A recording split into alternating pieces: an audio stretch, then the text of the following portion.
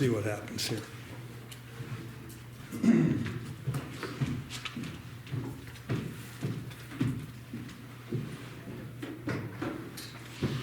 ready? All right. Let me read this real quick. Today's guest speaker, Chanute, Kansas native, Brittany Urenda, graduated from Chanute High, went to Friends University on a volleyball scholarship. After a quick stop at Newman University, Brittany would eventually land back in Chanute, working as an assistant softball coach for Neosho Community College, Neosho County Community College. She'd later get back into volleyball at the collegiate level as assistant coach at Garden. While assisting the restructuring Garden City volleyball team, Brittany began to finish her degree in sports management from WSU, Wichita State. She also would be an interim assistant coach in both basketball and cheer and dance for the Blockbuster. Leaving Garden City, Urenda would make her way to the northeast part of the Jayhawk Conference, back up to Highland Community College, and be assistant coach for the Scotties. During her tenure there, the team never fell outside of the ranking 15th in the nation. In 2022, Ms. Urenda made her coaching debut, or head coaching debut at Pratt, Kansas, here at Pratt Community College, at yet another struggling institution. Entering her third year for the Beavers, Urenda continues to build her program as she emphasizes culture, education, and community. Please give a welcome to Brittany Urenda, your volleyball player. You're not going to stand? Okay. Well, I guess. Or I can go up there. You want to come up here and sit? And then I'll get this out of your way. And I'm going to go back here and make sure I've got you on video.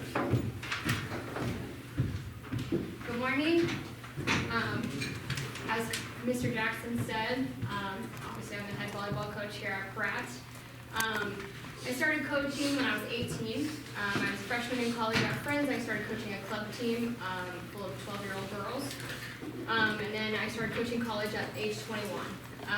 My stepdad is the women's basketball coach at Neosho County Community College. And so it was pretty easy to get my foot in the door to start college coaching where he was at. I bring him up pretty quickly in this because I want to talk about transactional leadership, transformational leadership. Have you guys covered that yet? No?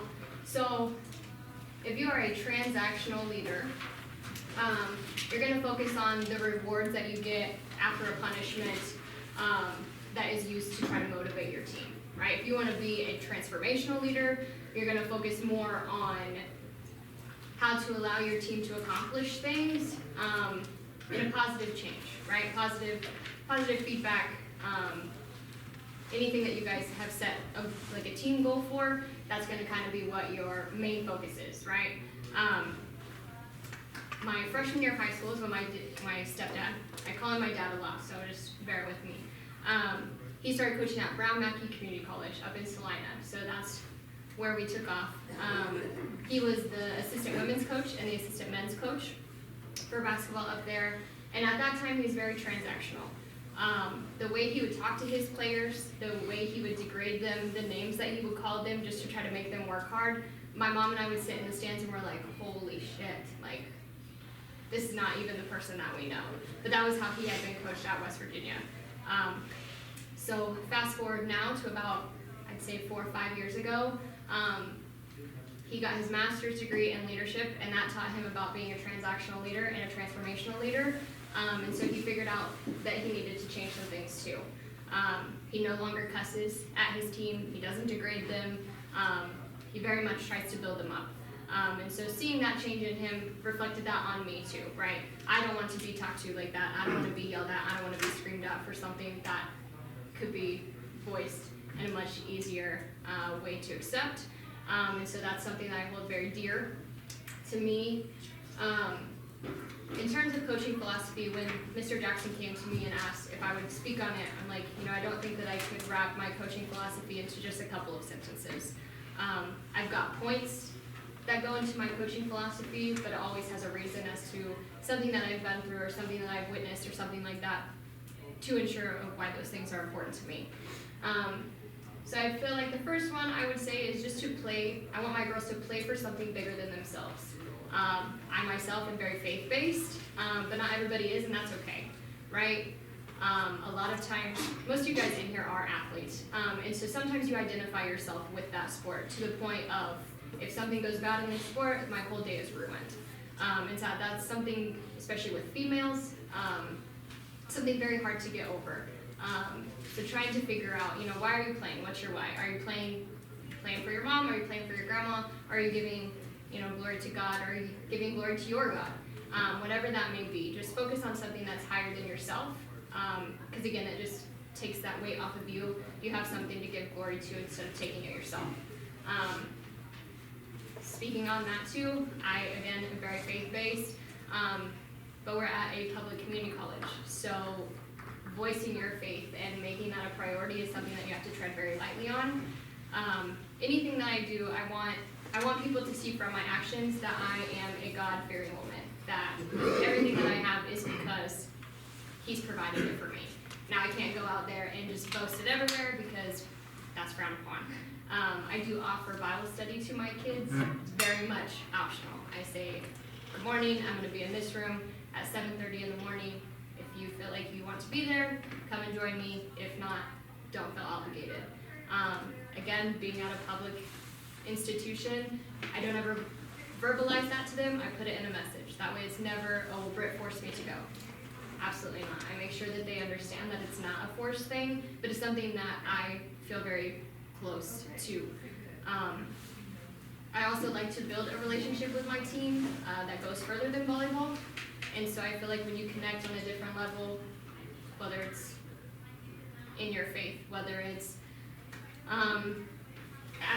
checking on them, asking about how their day was. When I connect with them on a deeper level, that makes me feel like I've done my job. Another thing that I feel like is super important is to become a student athlete. Especially for me in high school, the student part came really easy. The athlete part came really easy, and so I went to college. I got hit in the face pretty hard with Calc 1. Mr. Jackson and I talked about that too. When I first got to college, I had 28 hours already, so I was technically a sophomore, and so my first semester with volleyball and school was full of Chem 1 with the lab and Calc 1. I'd never in my whole life ever had a B, and Calc 1 gave me my first one, so I switched my major real fast because I didn't want to be a doctor anymore. Really, I just didn't want to take Calc 2 again. But student athlete, it took me 10 years to get my bachelor's degree. As some of you may know, I have a daughter, and she's about to turn 8, so that kind of threw things for a loop. I had just finished my second year of college when I found out I was going to be a mom. I was a single mom, but married, so take that with what you want. I was married for 6 months and then again became a single mom all over again.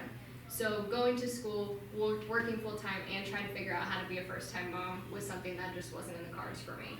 I don't want anybody to take 10 years to get your bachelor's degree because that's a long, long time.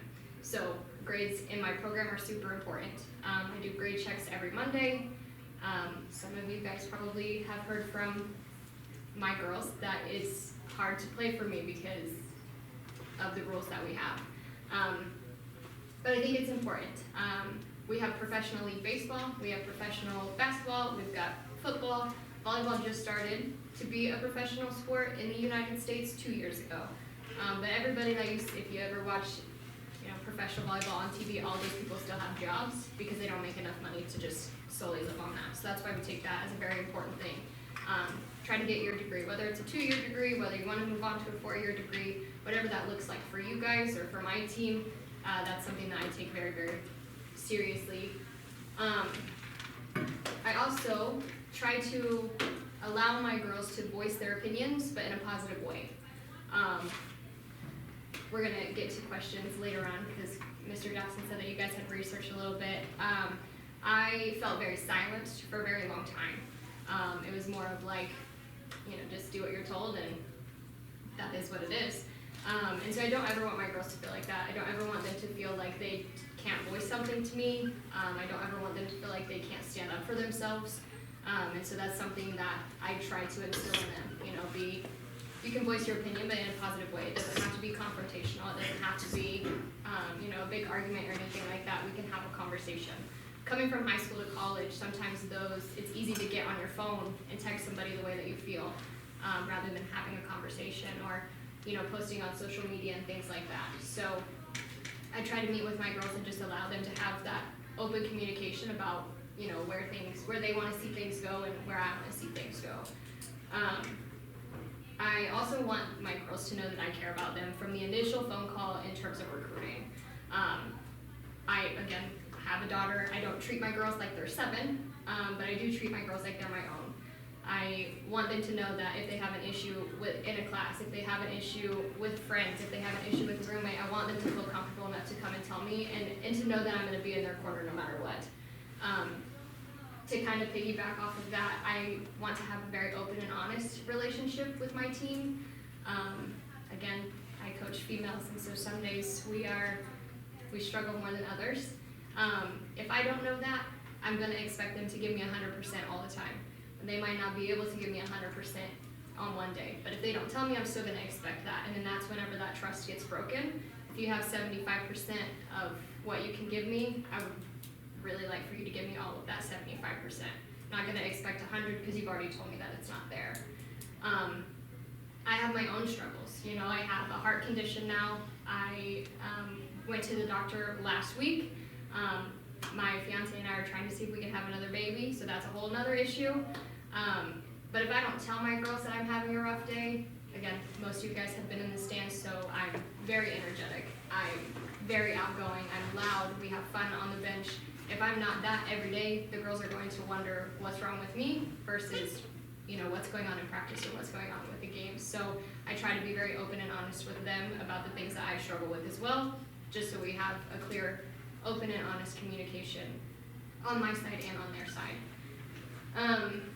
Just to wrap things up a little bit on my end in terms of coaching philosophy, if I was focused on just wins and losses, I damn sure wouldn't have come to a program that was in the situation that this one was in. I don't care about wins. Am I competitive? 100%. But I feel like I can win in a lot of different areas before my record reflects that. When I got here, we were at a 46% graduation rate. In my last 3 years, we bumped that up to about an 88% graduation rate. So again, I find success in that. Transfer rate when I got here was around 25. My transfer rate for the kids that want to go on and play is at 100%. In terms of GPA, we've got an ABCA academic award every year that I've been here, which is exciting because that means that we've gotten above a 3.5 GPA for the whole year as an average for a team. In terms of culture, my kids don't get in trouble in the dorms anymore. We are out doing community service. We do still make bad decisions 100%. We're young, trying to get through some things. But I feel like my first year, you guys were probably not here for that. My first year, we were not very talented and we were not very good people. And so had to figure out kind of what was important to me.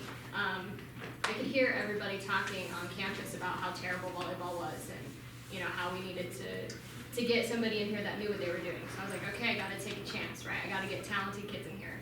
So my second year, for some of you that are sophomores, athletic-wise, we were pretty good. People-wise, we were not so good. Our morals didn't line up. What we felt like was important wasn't important to the girls. What the girls felt like was important wasn't important to us. And then this year, obviously our record doesn't reflect much, but you guys probably could see on the floor too that the girls actually gave a shit about one another, and that goes a really long way. So the wins and losses don't really matter to me. I don't have any aspirations of ever going Division I because that's win first and that's all that they care about. I love being at the junior college level because it's not always about wins and losses. I'm truly here to make sure that my kids become better versions of themselves, and to impact them in a way that I can feel like was positive and that they feel like was positive. Again, sometimes those impacts don't hit until a couple of years after they leave. Sometimes people really are mad at me when they leave, and it takes a little bit for them to realize why I was so hard or why